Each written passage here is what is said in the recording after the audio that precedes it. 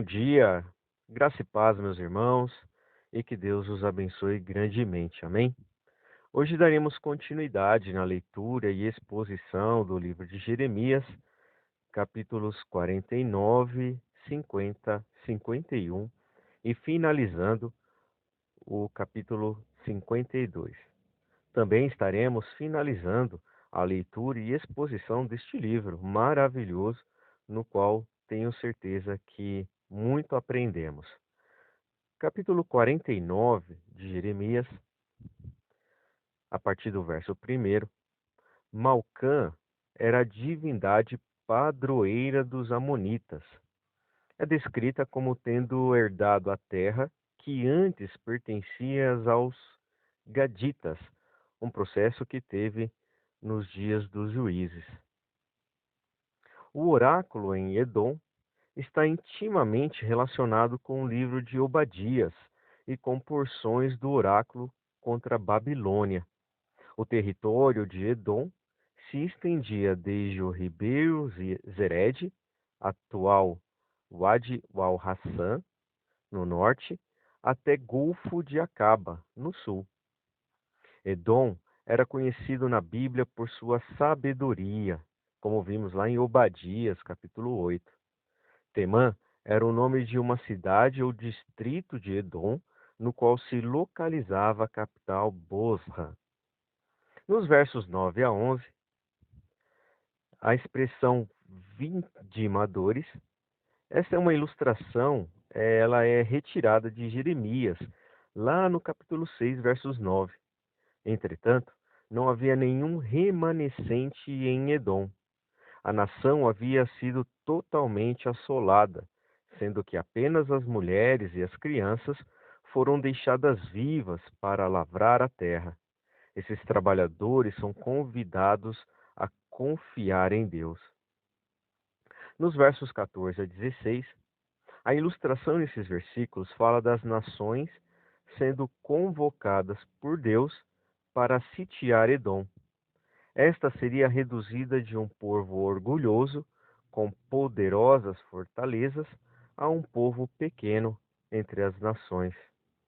As duas coisas das quais Edom mais se orgulhava, sua sabedoria e suas fortalezas, iriam sucumbir diante do julgamento do Senhor.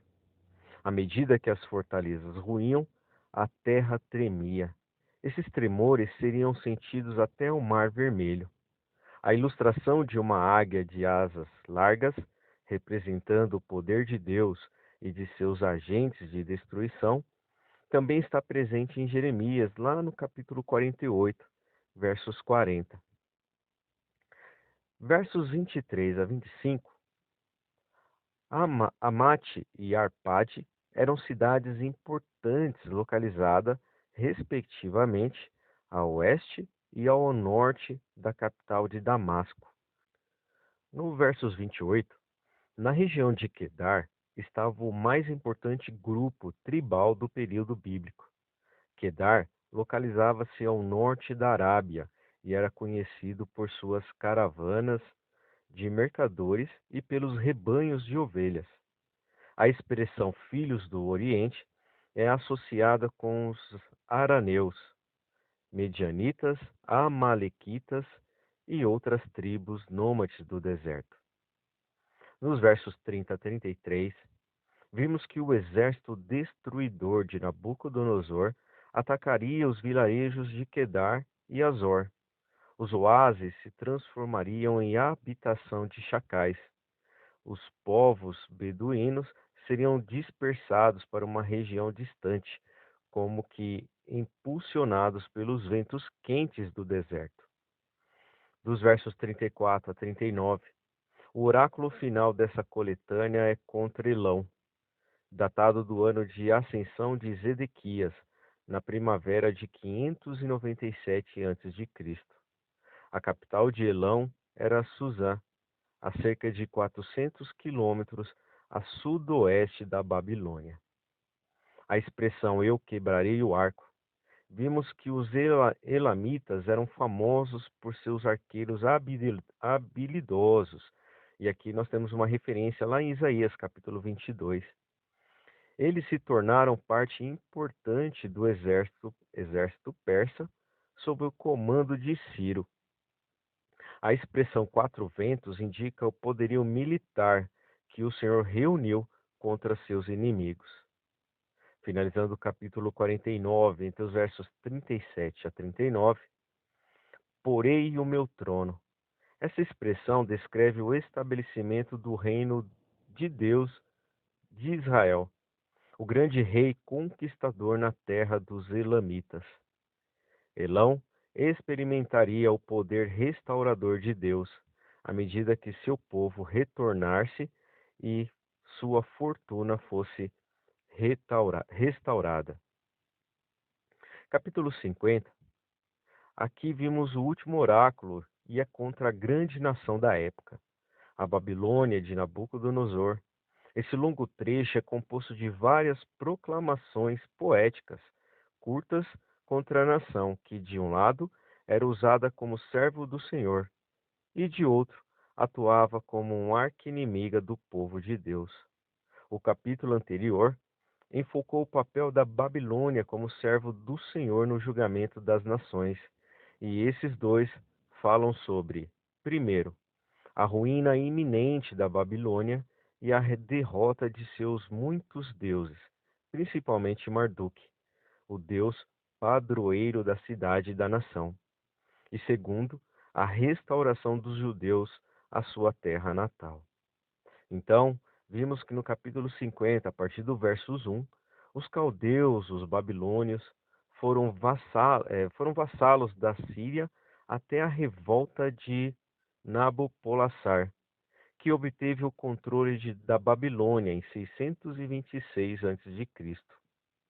Nabucodonosor, filho de Nabopolassar, que sucedeu seu pai no trono em 605 a.C., foi o monarca caldeu mais forte e que reinou por mais tempo. Após a morte de Nabucodonosor, a nação sofreu um grande declínio. Em 539 a.C., foi conquistada por Ciro, aparentemente sem muito esforço. Nos versos 2 e 3, Bei era um título como o Baal, que significava Senhor, utilizado para Merodach, outro nome da divindade padroeira da Babilônia, Marduk. Ídolos, deuses. O oráculo então começa com uma difamação aos deuses da Babilônia.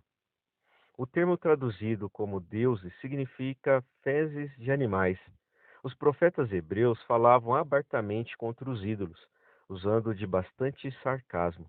Do norte, a nação invasora não é mencionada.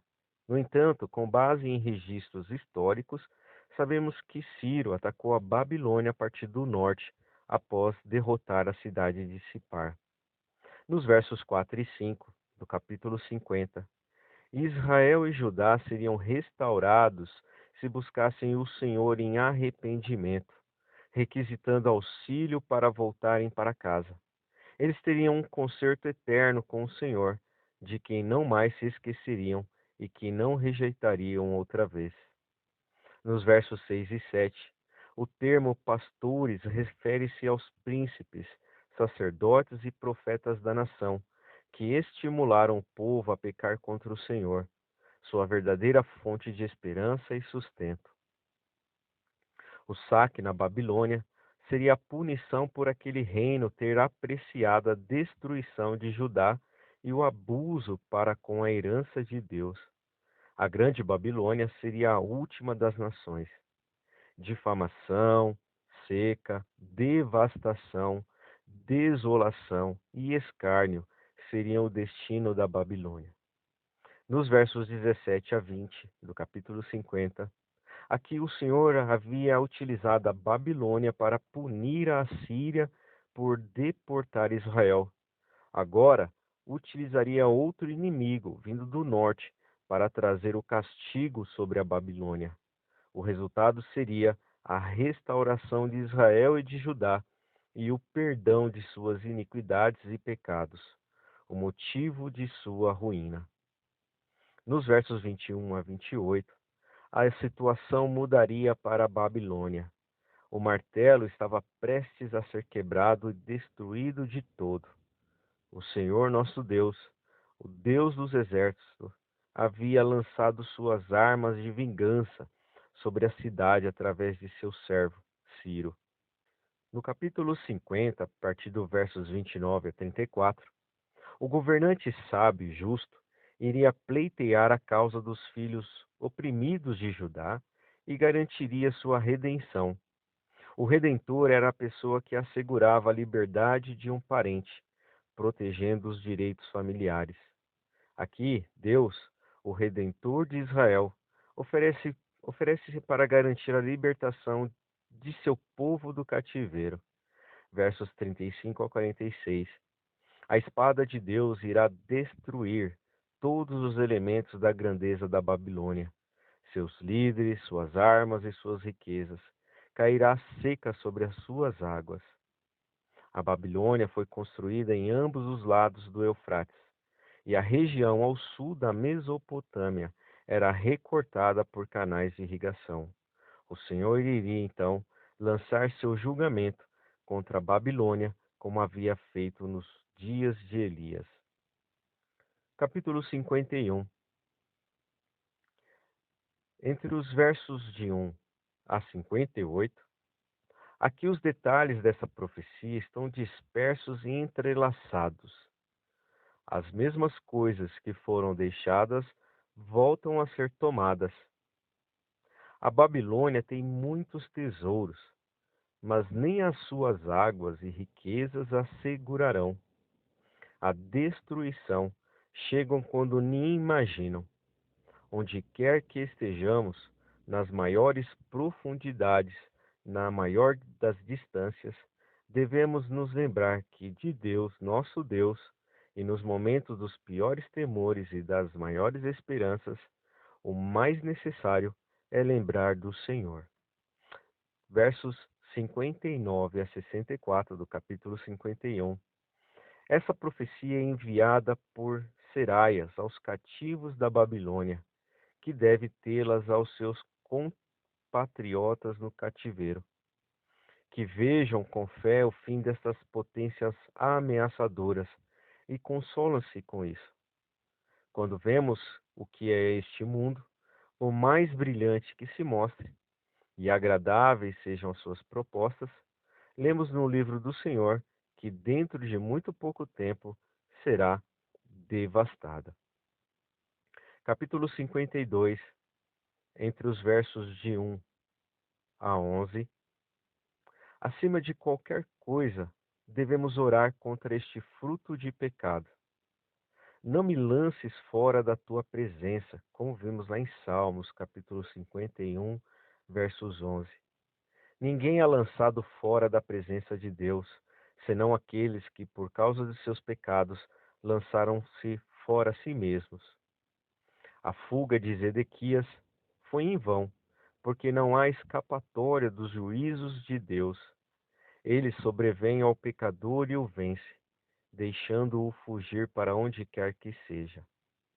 Dos versos 12 a 23, o exército caldeu causou muita destruição, mas aqui não é relatado com tantos detalhes o translado dos utensílios do templo. A lembrança da sua beleza e valor faz a maldade do pecado ser ressaltada. Nos versos 24 a 30, os líderes dos judeus os levaram a cometerem erros, e agora eles serão feitos marcos da justiça divina. Aqui um relato de dois cativeiros anteriores. Este povo foi muitas vezes prodígio de juízos e de misericórdias. Nos versos 31 e 34, observe a história de Joaquim em 2 Reis, capítulo 25, dos versos 27 a 30. Aqueles que estão sendo oprimidos concluirão que é bom ter esperança e esperar em silêncio a salvação do Senhor. Nossos tempos, irmãos, estão nas mãos de Deus, porque os corações de todos aqueles com quem temos de tratar também estão nas mãos dele. que sejamos capacitados ainda mais para repousar na rocha dos séculos e esperar com fé a hora em que o Senhor restaurará Sião e vencerá a todos os inimigos da igreja. Tivemos então, irmãos, um breve resumo do que vimos até agora. No capítulo 49, o Senhor Deus anuncia o juízo contra os amonitas e os edomitas e contra o Damasco. Além deles, o Senhor também quebrará o arco de Elão. Em Jeremias capítulo 50, vemos uma grande surpresa. O Senhor Deus anuncia o juízo contra a Babilônia, a mesma nação que o utilizou para trazer juízo contra o seu povo. A grande Babilônia e o temido Nabucodonosor seriam então humilhados e arruinados pelos inimigos, isto por causa de sua maldade e ganância. É muito importante, irmãos, percebermos que o nosso Deus está no controle de todas as coisas. Por mais que não entendamos, Ele é soberano e sabe o que é melhor para nós. Além disso, por maior e mais poderoso que sejam os governantes terrenos, não se compara ao grande poder de Deus. Em Jeremias 51, o Senhor Deus continua anunciando o juízo contra a Babilônia, ao contrário do que ele prometera ao seu povo. A Babilônia será arruinada e não voltará a existir. E finalizando o capítulo 52 este livro. Em Jeremias 52, o profeta registra a queda de Jerusalém, um momento triste e trágico na história do povo de Deus. O rei Zedequias é preso e seus filhos são mortos diante dos seus olhos. Logo em seguida, os babilônios furam seus olhos. Tudo isso porque ele não quis dar ouvidos à palavra de Deus anunciada pelo profeta Jeremias. Como líder, sua obrigação era seguir a direção de Deus. Ele não fez isso e muita gente pagou por seus erros. E com isso, amados irmãos, nós finalizamos a leitura deste livro maravilhoso que é o livro de Jeremias. Que Deus abençoe grandemente aos irmãos, uma excelente leitura, meditação e até o próximo livro, irmãos, conforme e de acordo com a vontade de Deus. Amém? Um forte abraço, fiquem com Deus e até mais.